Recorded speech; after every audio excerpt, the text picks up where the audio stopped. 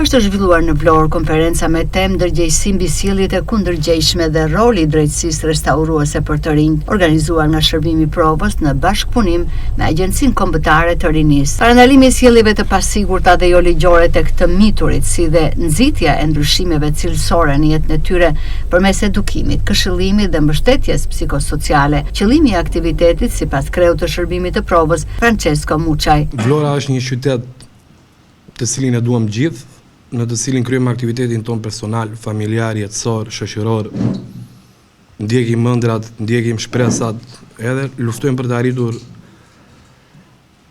vetëplotësimin personal, por njerëzit që janë në këtë tavolin kanë dhe një mision më të lartë. Atë që të ofrojnë ndryshime cilësore dhe rrënjësore, qoftë komunitetit apo qoftë edhe detyrës në të cilën kryejnë aktivitetin e tyre intelektual. Eventi sot më shfirur nga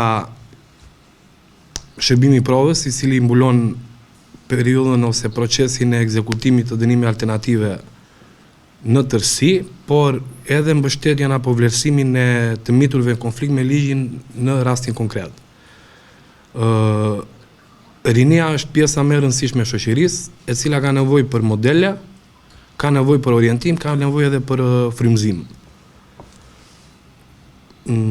Klaudia Sallari është drejtoresha e përgjithshme e Qendrës për parandalimin e krimeve për të miturit dhe të rinjt, ndërsa Sara Bodo është drejtoresha e përgjithshme e Agjencisë Kombëtare për Rinin.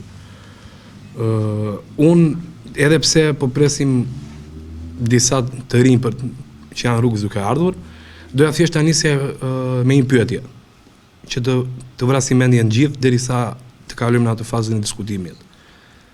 Çfarë janë shembujt?